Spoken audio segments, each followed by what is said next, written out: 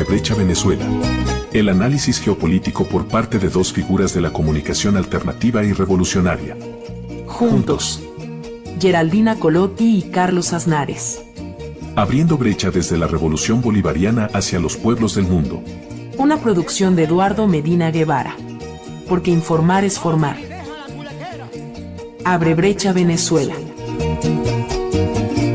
Gallina vieja esta gente. Ni pone ni deja la culequera. Querida oyente, queridos oyentes, estamos de vuelta, Carlos Aznares y yo, por vuestro programa Abre Brecha Venezuela, como cada semana. Y como cada semana le mandamos un abrazo, un agradecimiento a la presidenta de la Radio del Sur, Nieves Valdés, nuestra querida Nieves, a nuestro productor, querido también, Eduardo Medina Guevara, y a todo el equipo que nos da la posibilidad de transmitir este programa, siempre con el llamamiento que esperamos los consejos de ustedes, la crítica, la sugerencia. Bueno, siempre el panorama desde América Latina a Europa es más dramático, siempre tiene una, digamos, necesidad de análisis para llegar detrás de la pantalla de mentira de los medios que debido a la guerra cognitiva intentan confundir, ya no intentan más convencer. Ellos intentan confundir. Esto lo vemos con varias situaciones, ¿no? Venezuela es un paradigma también en ese sentido, pero ni hablar de Cuba, ni hablar cómo se trata el tema de la guerra imperialista a nivel internacional y del ocultamiento de la información que hace el gobierno europeo, por ejemplo, con respecto a su responsabilidad directa que tiene en la agresión a Rusia, en la agresión a Irán, en la agresión del genocidio en Palestina, pero ellos mienten, ellos ocultan la noticia que no les gusta porque sabe que el pueblo en su gran mayoría está pagando los costos de la guerra imperialista, porque vamos al mercadillo y no logramos comprar que poquito producto, que se encarecieron. Sabe también que no quiere guerra, porque ya es una guerra permanente de sobrevivencia. Imagínense si alguien tiene ganas también de ir a gastar su vida por tema que ni siquiera entiende, porque ¿quién puede entender si no sigue la propaganda, si no siguiendo la propaganda imperialista, cuáles son las razones de esta guerra imperialista que ya no tiene explicaciones como antes humanitaria, con estos oxímoros feroz, ya nos dice directamente que hay recursos en los países agredidos y los recursos se los tiene que robar y listo, y nosotros tenemos que soportar todo eso. En ese sentido, Venezuela es un paradigma, hemos visto el proceso farsa que está avanzando en sus fases que contra el presidente obrero Nicolás Maduro. Y aquí en los países capitalistas nunca se vio la protesta que había de los compañeros y no solamente de la gente que entiende cuánto descarado ha sido esta violación de todas las reglas internacionales, de todos los derechos que pasó el 3 de enero. Ha habido mucha movilización en Nueva York y ha habido también, nos contaban los compañeros que estuvieron ahí, también movilización de la extrema derecha, que siempre está presente en Italia, en Europa, en todos los países, porque tiene, y vamos a hablar también de eso con nuestra querida invitada en un rato, tiene una estructura, un guión ya listo desde el 2020, cuando se creó la Internacional Fascista, que tenía en la mira no solamente los grupos de activistas, sino tenía en la mira las asociaciones progresistas de países que no estaban a la extrema derecha. Entonces, el nivel empiezan por golpear lo que, según ellos, el malo de la situación, pero después esto le sirve solamente para elevar el umbral, para acostumbrar la gente al horror, como está pasando con el genocidio en Palestina, pero después toca a todo. Entonces, analizar lo que pasó, después vamos a ver mejor otra situación, pero quiero que discutimos un poco también de eso, Carlos, pero al parecer hay una batalla también, que es una batalla de memoria anticolonialista, porque lo que está intentando de hacer la defensa de Nicolás es de decir fuerte y claro que esto es una farsa, porque en la base de todos los tratados que han habido antes en Norteamérica, eso no se puede hacer. Entonces los tribunales normales no tienen competencia por eso. Supuestamente algunos juristas discutían que habría la posibilidad de un grupo de jueces imparciales, un tribunal internacional, digamos así.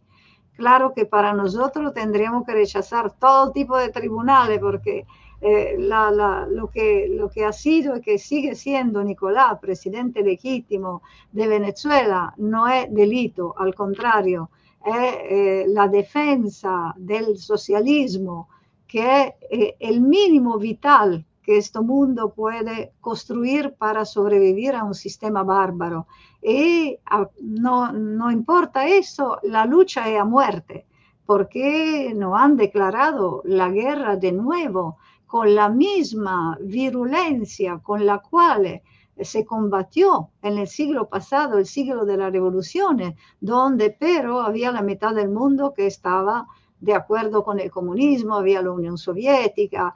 Hoy el dibujo de un mundo multicéntrico, multipolar, todavía no está lo suficientemente avanzado, porque cuando se tiene en el centro una paz con justicia social o un progresismo consecuente, bueno, si vienen con guerra, si vienen con arrogancia, si vienen sin respeto de ninguna ley, evidentemente, ¿qué queda? Queda, desde nuestro punto de vista, la reacción popular, organizada, consciente y global. ¿Cómo la ves tú, Carlos? ¿Qué impresión desde resumen también ha tenido de este proceso, de este juicio? Mira, yo creo que el caso de Nicolás Maduro no es distinto a otros casos en los cuales el imperio operó incluso con más virulencia. Recordemos lo que pasó con Milosevic, el líder serbio, el líder de Yugoslavia Unida. No solamente partieron Yugoslavia en varios pedazos, sino que tenían la necesidad de borrar todo tipo de memoria y también borrar a los líderes de esos procesos. También pensemos lo que pasó con Gaddafi, o sea, el descarado papel de Estados Unidos en el asesinato de Gaddafi a partir de cipayos que siempre existen en cada país que se ofrecen para hacer la operación o la guerra sucia, pero festejado por Hillary Clinton en la propia Libia. Pensemos lo que están haciendo con Pedro Castillo, lo que están haciendo con Jorge Glass en Ecuador. O sea, hay un castigo a los líderes populares, hay un castigo necesario para el imperio. No solamente se preocupan en borrar la memoria, sino también en tratar de aplanar cualquier posibilidad de reacción popular frente a estas experiencias de gobiernos que apuntan al socialismo o que transitan hacia el socialismo o que por lo menos gobiernan de cara al pueblo. Y entonces lo de Nicolás aparece como un elemento más, o sea, ellos saben que no hay pruebas, ellos saben que ha sido un secuestro liso y llano para sacarlo del medio y tratar de apoderarse de Venezuela y sobre todo de sus riquezas naturales, y no hay en ese sentido ninguna expectativa de que el juicio pueda producirse cuando ellos dicen. Han venido pateando el juicio todo el tiempo y ahora ya pone un año de espera en el cual obviamente también especulan con que el prisionero de guerra se puede ir marchitando, se puede ir desgastando. No va a pasar con Nicolás Maduro porque es un revolucionario, pero ellos apuntan a eso. Y cuando ya no pueden tolerar de que ese hombre o esa mujer no se quiebre, están, están, porque lo han hecho con total impunidad y con total inmunidad internacional. Por eso, en este marco, la experiencia que acabamos de presenciar, y después vamos a hablar seguramente con nuestra invitada, de este llamamiento macartista del siglo XXI que ha hecho Narco Rubio, el famoso Narco Rubio, que aspira también a ser presidente de los Estados Unidos. Obviamente es otro que está ahí haciendo su política propia para, en caso de ofrecer una buena cara a los republicanos, ofrecer una cara dura en todo sentido, que de alguna manera interpreta la idea de que para dar batalla a las nuevas rebeldías, nuevas insurgencias, nuevos levantamientos populares que van a ocurrir, es necesario aplicar el antídoto que siempre aplicaron las dictaduras militares en los años 70, 80, pero ahora a través de presidentes elegidos por el voto, entre comillas, por el fraude en el continente. Esto es muy grave si lo toleramos. Esto es muy grave si la sociedad civil no se despierta, o peor aún, si la sociedad civil se convierte en cómplice y vota a estos candidatos. Porque hay que tener realmente despiste, yo voy a decir la palabra despiste, pero en realidad hay que ser absolutamente irresponsable para votar un tipo como Milei o como de la Espriella, que son un calco, son un clon. O sea, ¿qué es lo que primero hace de la Espriella? Lo que ya estaba totalmente cantado. Rompe relaciones con Cuba, rompe relaciones con Nicaragua y rompe relaciones con un montón de países a los cuales considera marginales. Y a la vez abre relaciones afectuosísimas con Israel y el sionismo, con los Estados Unidos, por supuesto, y son parte de todo este juego que permite la inmunidad para hacer lo que hace Milei cuando va ahora a Brasil, insulta a Lula, insulta al Tribunal, a la Corte Suprema de Justicia, llega a la Argentina, insulta, sigue insultando desde la Argentina y la única reprimenda que se le puede hacer es, bueno, Lula cita al embajador y de alguna manera amaga con romper relaciones, que no va a pasar, que no va a pasar porque también es en esos, nuestros gobiernos son débiles, nuestros gobiernos progresistas son débiles, porque lo que tendría que hacer es lo que hace Nicaragua con Absolutamente.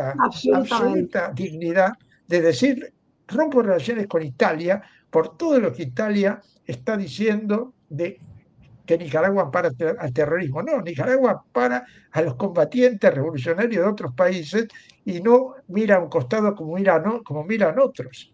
Entonces, estamos en ese marco y también estamos en el marco de tratar por todos los medios de que el enemigo no siga avanzando ni en Venezuela, ni en Cuba, ni en Nicaragua. O sea, tenemos realmente que defender los procesos que nos quedan y preocuparnos muy seriamente de los procesos que hemos perdido, porque hemos perdido gobiernos también por la debilidad ideológica de quienes, creyendo que gobernaban en nombre del progresismo, no tuvieron la voluntad política de avanzar hacia donde hay que avanzar, que es del capitalismo hay que salir para dónde, hacia el socialismo, no tenemos otra, no hay una vereda del medio, por más que quieran imaginarla, una tercera vía, no hay tercera vía hoy ya, la única posibilidad es construir poder popular para avanzar en nuestros países hacia una transición ordenada hacia el socialismo. Lo quiere el pueblo. Bueno, el pueblo nos va a querer si nosotros somos capaces de transmitir lo que significa eso. De lo contrario, ellos nos van a seguir ganando la batalla ideológica. Ellos nos van a dar la batalla cultural como la están dando. Y en ese sentido no hay que retroceder, hay que seguir eh, el ejemplo de que, por ejemplo, este 26 de julio, en Pinar del Río, el discurso de Díaz-Canel apuntó precisamente a cerrar filas, a volcarse fuertemente con la unidad y a responder estos amagues de invasión que el imperialismo quiere hacer sobre Cuba. Cuba sigue siendo un gran ejemplo en ese sentido y hay que tomarlo para que en nuestros países podamos construir posibilidades de enfrentamiento más directo con el imperialismo y con sus lacayos locales. Así es, los símbolos, el mensaje que dejó el siglo de las revoluciones son totalmente vigentes, por eso que tiene que borrarlo con todos los medios, el miedo grande que ha habido la burguesía en el siglo pasado, tiene que renovarlo siempre con los jóvenes movimientos que no conocen nada del pasado, pero ellos quieren destruir también la idea positiva que este mundo ha dejado, que lo vemos con la resistencia en vista de Cuba, ¿no? Esta semana hemos habido 3 fechas importantes, la del asalto al Moncada de 1953, pero también 2 otras fechas importantes del siglo pasado. Una ha sido el asesinato del revolucionario Jorge Rodríguez Padres, que ha sido homenajeado también en Venezuela. Murió bajo tortura, acusado de ser terrorista porque combatía, sea de una manera legal, sea de una manera ilegal, la Liga Comunista, y dijeron descaradamente, mentieron que había muerto por un infarto cuando era un hombre fuerte, joven de 33 años. Solamente después, cuando ganó la revolución bolivariana, el doctor, el médico, dijo que había firmado el falso bajo amenaza. Esta era la democracia de la Cuarta República, a la cual la burguesía quiere volver en los países donde hay socialismo o donde se iban a encaminar hacia el socialismo, como Venezuela. La otra fecha importante ha sido un año después del asalto de Moncada, el nacimiento del presidente pueblo Hugo Chávez Frías, que en hermandad con Fidel dijo con razones, parafraseando lo que dijo Fidel después del Moncada: la historia me absolverá. Él dijo: la historia me absorbirá. Es decir, que somos una herramienta de la historia, que es historia de la lucha de clase. No somos individuos aislados, al contrario, solo nuestra vida vale si construye un proyecto colectivo, y Chávez dio su vida por este proyecto colectivo. Y cuántas veces, sea él que Nicolás Maduro, hablaron de Bolívar cuando murió diciendo: he arado en el mar. Los dos. Chávez diciendo: no, Bolívar no aró en el mar, porque la revolución bolivariana ha retomado su símbolo, su imagen, llevándolo al presente, un presente de lucha, de resistencia, no de museo. Y Nicolás casi, digamos, casi él tiene un gran amor por la historia. Toda la vez, ¿te acuerdas, Carlos, que nos encontramos? Él siempre empezaba a hablar desde los orígenes para traer al presente estos símbolos, esta idea de lucha y de resistencia. Una vez digo, toda la vez que en América Latina, en Venezuela sobre todo, surgió un presidente que quisiera construir de verdad patria, y aún más construir el socialismo, o lo mataron o lo compraron.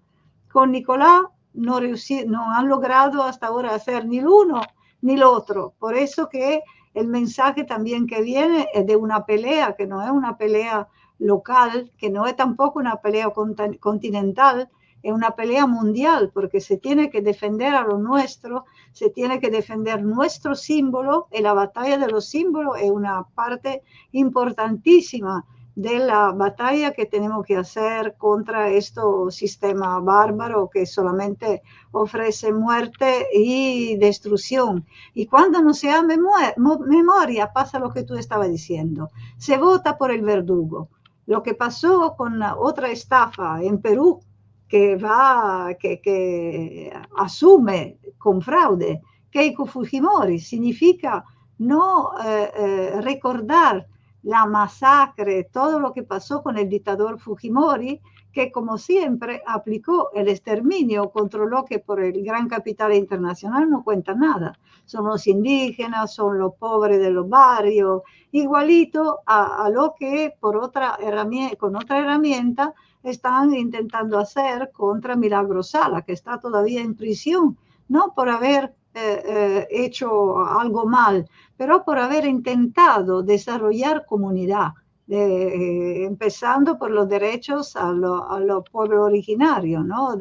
En Jujuy, la vivienda por todo, y cómo ellos tienen que borrar el hecho que la vivienda no es un privilegio, los derechos no son privilegios, sino son derechos de verdad. Entonces todo el lugar ellos intentan retomar el rumbo con el imperialismo, con la privatización, pero estar con nuestra voz, por lo pequeño que sea, decir a ustedes que se puede multiplicar significa también que no estamos de acuerdo, significa también que quisiéramos construir un frente, una trinchera comunicacional.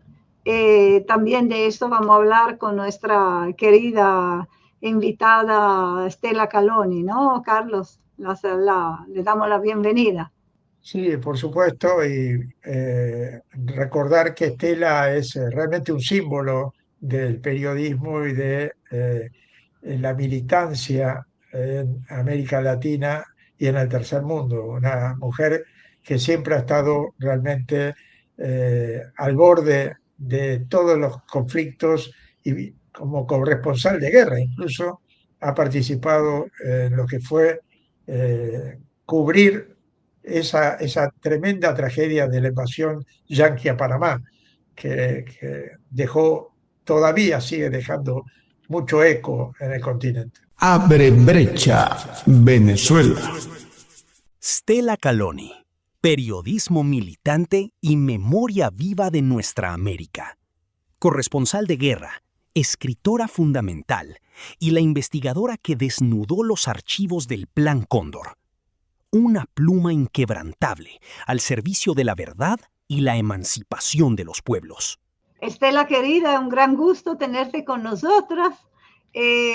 Bueno, tú eres la memoria histórica de tantas cosas que pasaron en el siglo pasado, el siglo de las revoluciones, donde ha habido un enfrentamiento a muerte entre el comunismo y el sistema capitalista. La memoria, el tema de la memoria histórica sigue pendiente por muchos países donde un nuevo Plan Cóndor se va viendo en otra forma, no solamente en América Latina, también en los países de Europa, ¿no? Mediante otra, digamos, otra ramificación de esto monstruo que, como ayer, hoy también tiene como enemigo el comunismo, como declaró el señor Naranjito ahí recién, no solamente contra Cuba, con la misma palabra diciendo que es una amenaza inusual extraordinaria, pero Rubio también habló de una internacional terrorista de extrema izquierda. ¿Cómo ve todo eso cuando, al contrario, la memoria histórica en los jóvenes, sobre todo en los países capitalistas, ha sido totalmente cortada?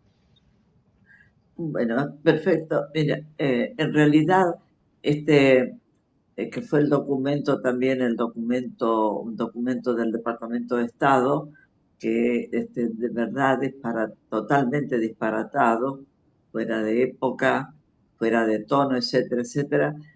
Lo que él dijo, al referirse al comunismo, la capital del siglo XXI, que Cuba era la capital del siglo XXI, del comunismo en el siglo XXI, lo que estaba diciendo en realidad del resurgimiento del terrorismo político de izquierda, según ellos, y esto, por supuesto, declarando todo la revisión que hizo Rubio del Departamento de Estado del tema cubano es absolutamente delirante y disparatada, porque coloca a Cuba como una especie de imperio que inclusive está por sobre Rusia, China, Irán, con todo lo que estamos viendo.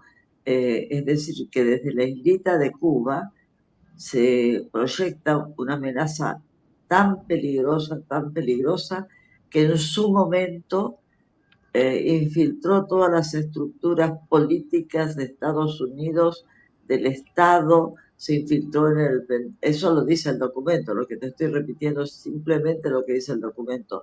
Incluso se infiltró en el Consejo de Defensa, en el Pentágono, estuvieron infiltrados durante años, sin que los Estados Unidos lo supiera. Es decir, el colmo del disparate, pero esto sí te lleva.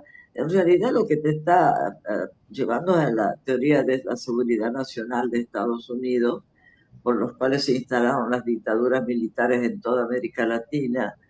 Estas dictaduras en el Cono Sur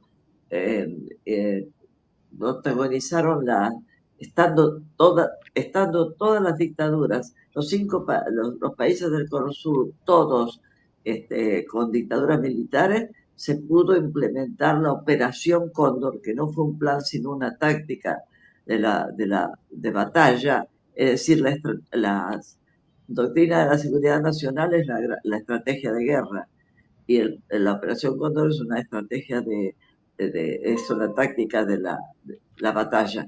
Y esto, reeditado de alguna manera en estos momentos donde te das cuenta que no tiene absolutamente nada en que sostenerse, solo que está proyectando algo que es mucho más peligroso que la Operación Cóndor, que es una guerra contrainsurgente, renovada, con nuevas tecnologías, nuevos elementos de todo tipo, con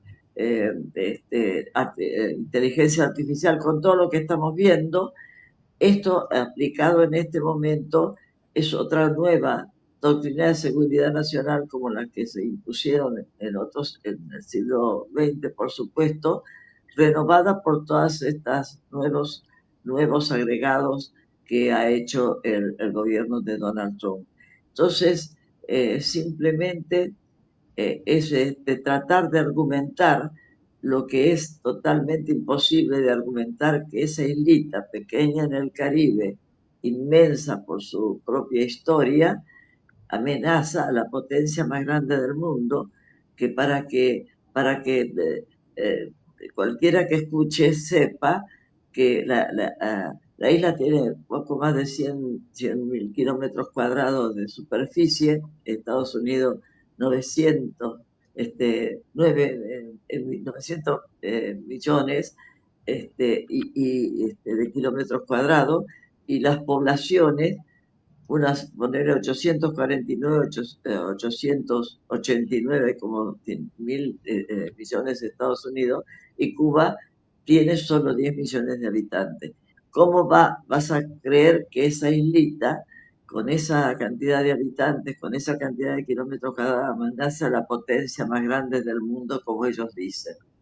Así que bueno, estamos viviendo esto porque es claro, el mundo se ha complicado, el imperio estadounidense está en total decadencia y avanza el sionismo, que es lo que que en este momento precisamente es un debate en Estados Unidos, porque muchos sectores políticos de Estados Unidos dicen que el presidente Donald Trump no está trabajando para Estados Unidos, sino que lo está haciendo para el proyecto sionista que lidera en este momento Netanyahu, la figura más evidente, por supuesto, Benjamín Netanyahu desde Israel.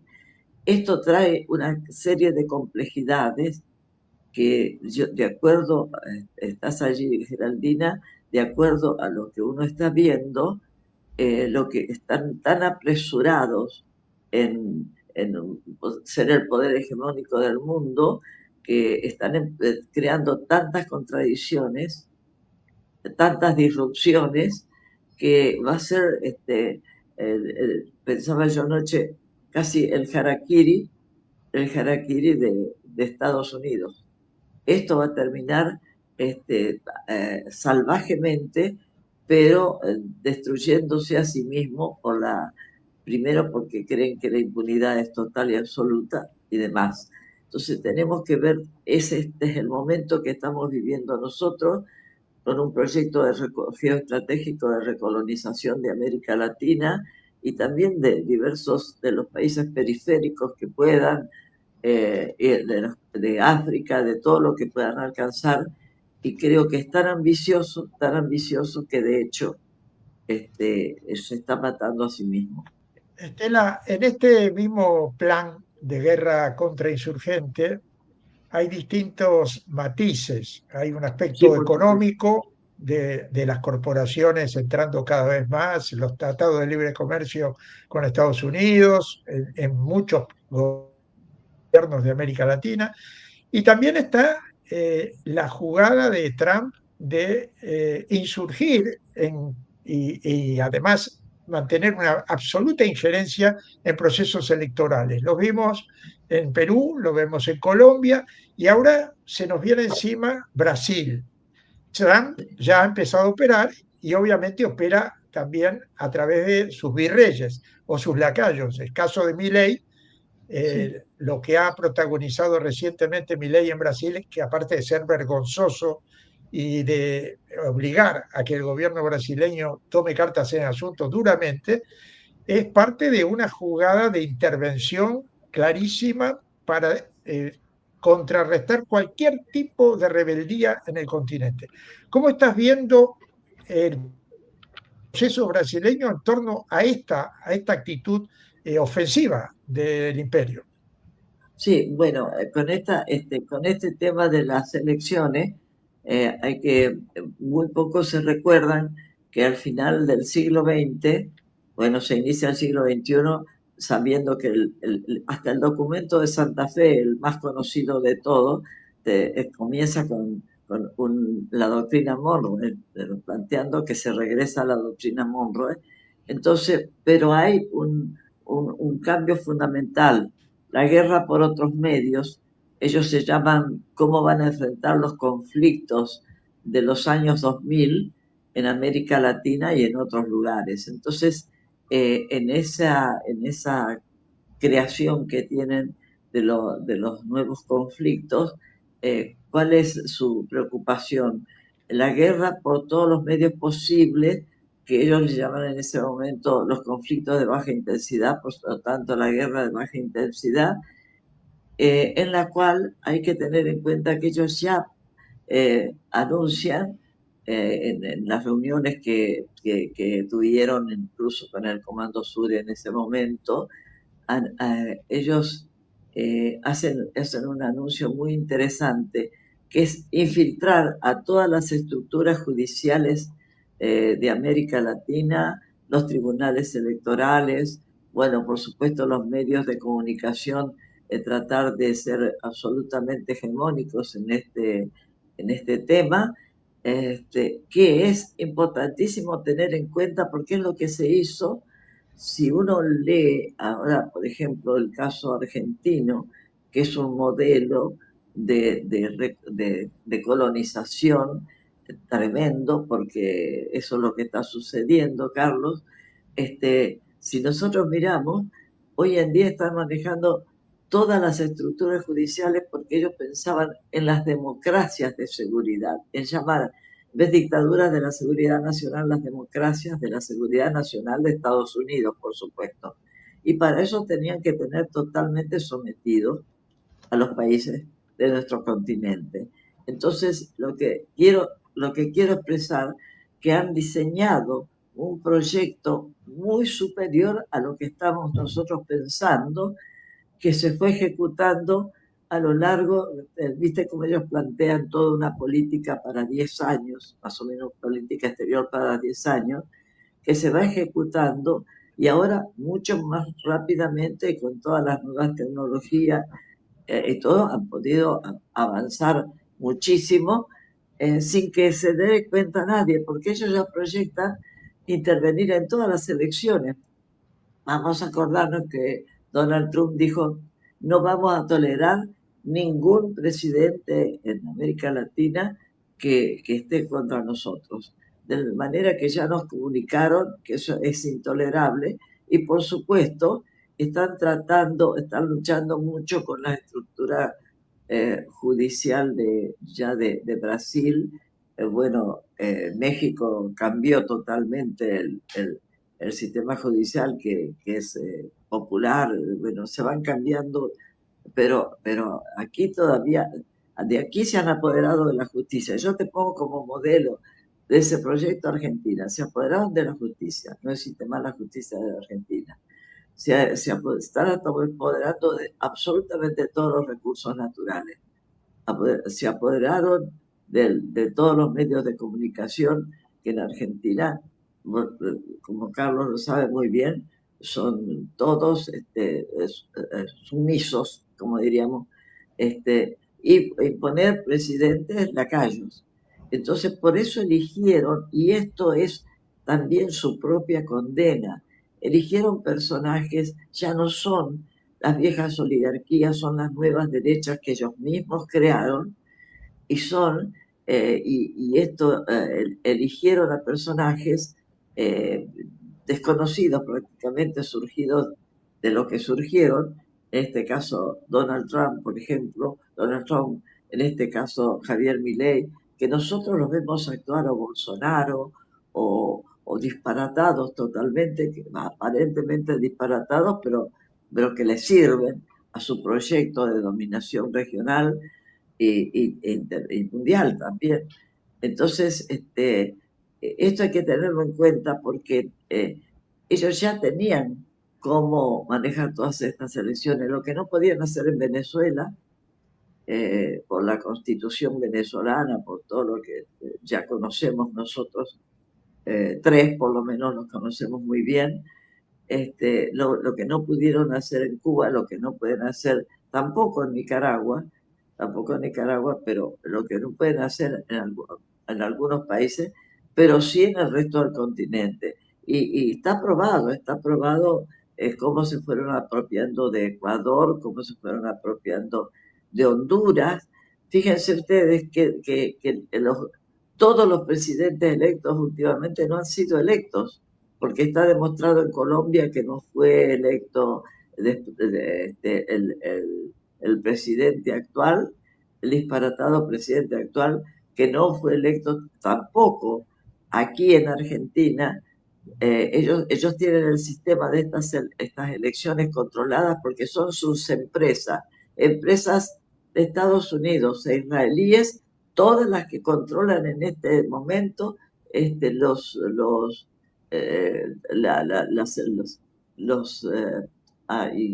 no me sale la palabra, el escrutinio final.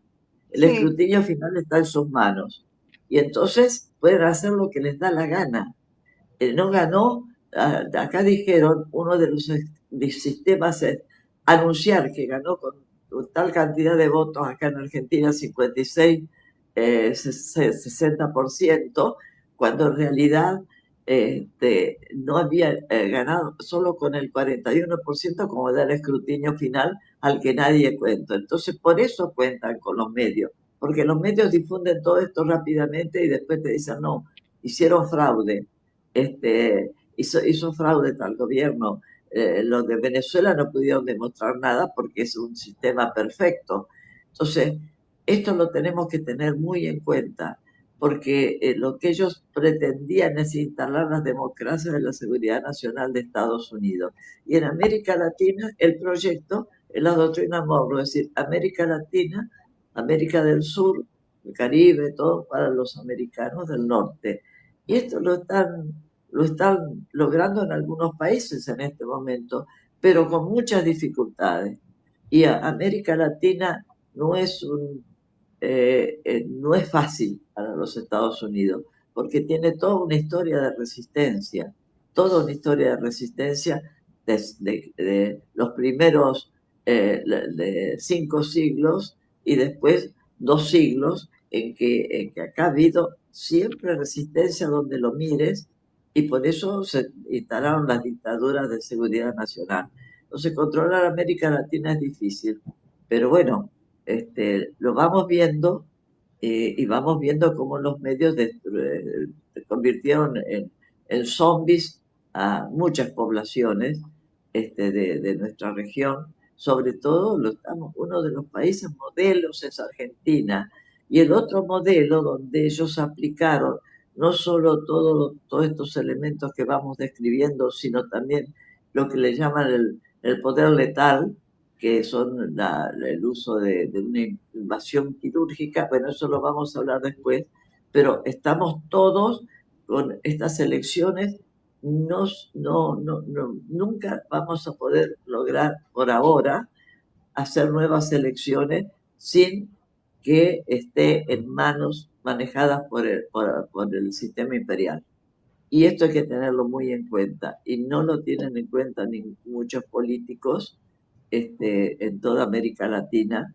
Han abandonado el seguimiento. La memoria histórica, como decía Geraldina, la memoria histórica está perdida para muchos, otros no, pero bueno, es lo que estamos viendo, a lo que estamos asistiendo. Estela, ellos hablan de una internacional terrorista de extrema izquierda, pero de verdad ellos ya construyeron en el primer mandato de Trump una internacional fascista que ha tenido la Carta de Madrid firmada por los más fascistas en Europa y en América Latina, entre otros la María Corina Machado, la gobernante actual de Italia, el partido Vox, se trasladan, como estaba diciendo tú, en todos los países donde hay elecciones, con el guión que hemos visto de todo lado. ¿Cómo ves tú este tipo de fascismo, que por supuesto es fascismo de siempre, pero es fascismo también con características, podemos decir, adaptada a los tiempos modernos, ¿no? El plebiscitarismo de Trump y todo. ¿Cómo lo ves? ¿Cómo ves esta subida, sea a nivel europeo que a nivel de los países de América Latina? Bueno, lo veo, es así como lo estás describiendo exactamente.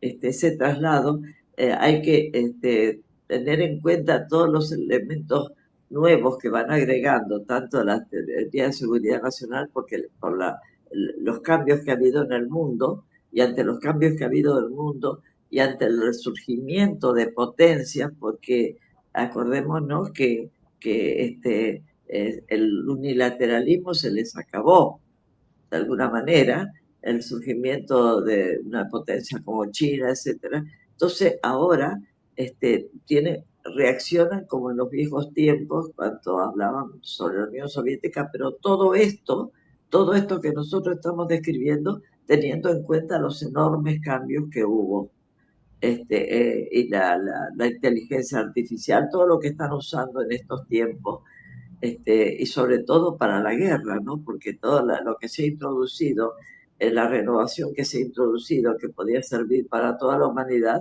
está sirviendo para estas guerras. Entonces yo veo que tenemos que investigar, por ejemplo, se habla del imperialismo, y se habla del imperialismo como si fuera Estados Unidos hoy. También ahí ha habido un cambio que tenemos que ver. ¿Cuál es el imperialismo que domina el mundo? Y entonces ahí caemos en el tema del control que tienen el grupo Bilderberg, Silicon Valley, por ejemplo, que está en manos todas de empresas israelíes. Y como el israelí, el sionismo se convirtió casi en el nazismo del siglo XXI, que era una cosa increíble si lo hubiéramos visto en los tiempos del nazismo de Hitler. Si lo hubiéramos visto esto, sería increíble.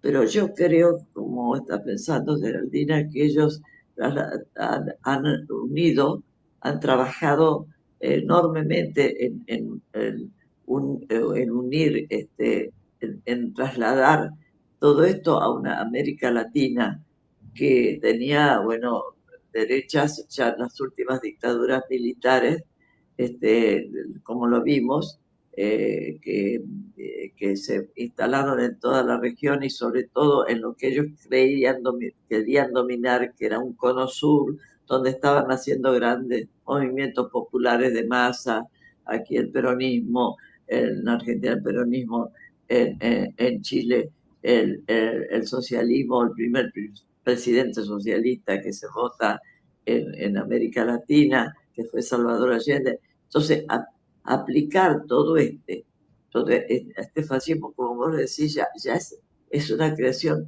Por eso mismo insistimos otra vez en la memoria histórica, porque nadie sigue los procesos que nos van marcando para cada momento de nuestra vida, de las instituciones, de todo.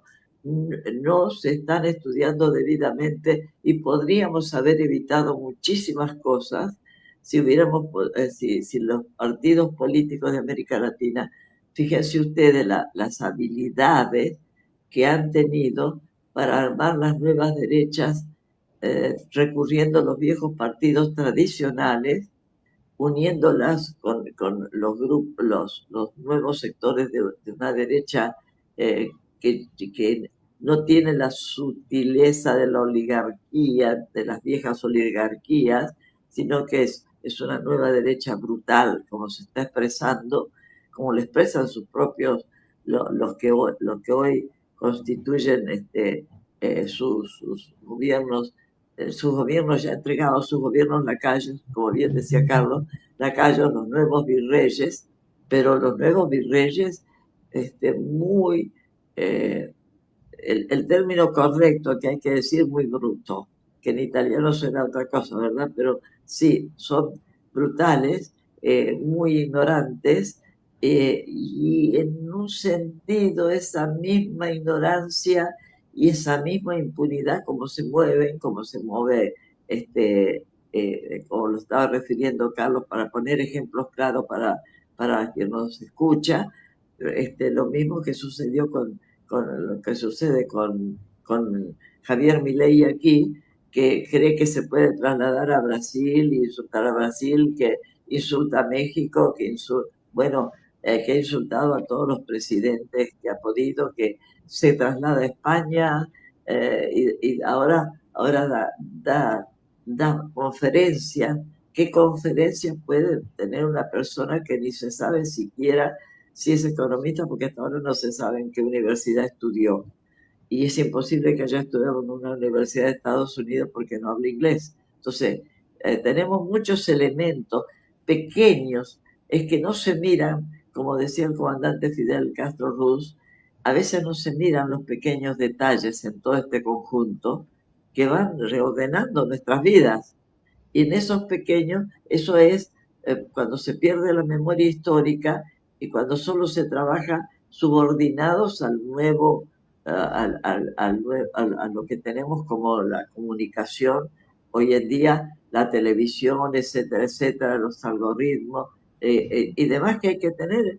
No se puede hablar de estas situaciones sin tener en cuenta estos cambios sucedidos, porque no entenderíamos nada.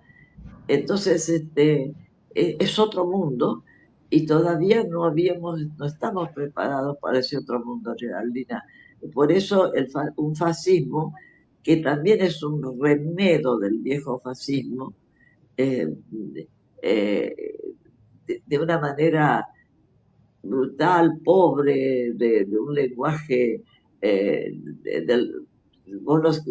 cuando uno escuchaba a Hitler, todo el mundo decía, bueno, este hombre está loco, bueno, pero ahora es sobredimensionado esa aparente locura de estos personajes instalados, elegidos, instalados, financiados y puestos, como sucede aquí en Argentina, que en realidad no gobierna Milei, gobiernan Estados Unidos e Israel, y sobre todo en Argentina es Israel. es el sionismo que se ha ya prácticamente apropiado del país. Entonces tenemos cosas muy distintas, elementos muy distintos que ir estudiando en este periodo histórico. Así. Gracias, Estela. Desafortunadamente se nos ha acabado el tiempo, pero ha sido un gran gusto. No te vamos a molestar más enseguida porque tu palabra y tus reflexiones son preciosas. Hoy se pierde toda la memoria histórica, se pierde la brújula para analizar cuánto hay que del siglo pasado, presente y claro, también que pesa sobre esto presente, que la gente no logra interpretarlo, entonces. Bueno, no se logra interpretar. Sí. Yo les agradezco mucho y espero que, sí, que pueda ser útil, porque a veces Claro que dudo, yo puedo hacerlo, no sé. Un abrazo grande, Estela. Seguimos en contacto. Un abrazo. Gracias. Chao, chao.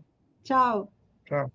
Bueno, queridas y querido oyente, hemos llegado al final de este nuevo capítulo de Abre Brecha Venezuela. Como siempre, nos despedimos con un abrazo a nuestro productor Eduardo Medina Guevara, a nuestra querida presidenta de la Radio del Sur, Nieve Valdés, a ti, Carlos, un abrazo grande. Estamos en un verano aquí con mucho calor, pero un abrazo siempre necesario en este momento difícil. Esperamos su comentario y bueno, lo queremos de vuelta. Abre brecha, compañero, que ya sopla viento de agua y hay que espantar el perro antes que se lleve.